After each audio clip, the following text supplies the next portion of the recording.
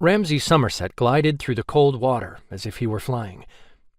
Being able to swim would forever remain one of the best things about being a water monster. A fine layer of snow barely covered the ground. A few stray flakes fell from the sky, letting all of St. Lake Snow winter clung to life, even as the cancer of spring continued to grow. Ramsey loved the winter because his monster took the cold air better than he did the warmth. He twisted his long monster body so he floated just underneath the surface, facing the sky, keeping his head above water. He blinked when a snowflake landed on his eye, but otherwise didn't move.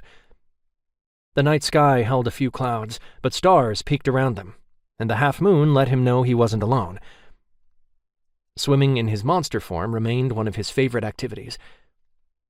Sometimes it was the only relief he had from the stresses of every day. He sighed, which came out more like a growl. The impending war with the Stavros coven hung over him, as if it were a giant rock hanging from a chain with a broken link.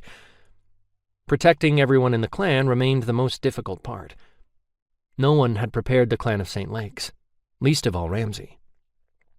They would lose if the war started tomorrow.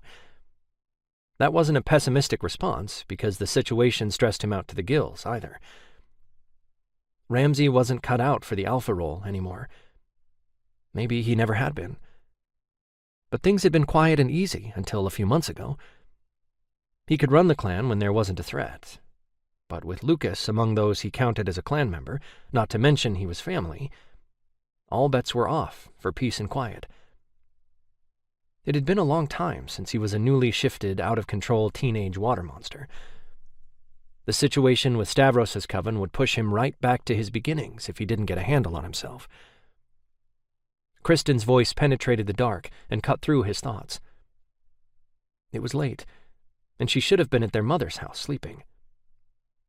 Ramsey flipped over, not making a ripple in the water. He glided toward the sound of her voice. A second, deeper voice came next. "I don't know what to do."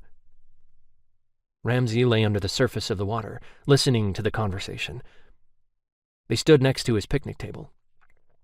Kristen folded her arms at her chest. The backs of her legs were against the bench seat, as if she needed to touch it to remain grounded. Why Kristen chose to meet Josh Pike on his property, Ramsey didn't know.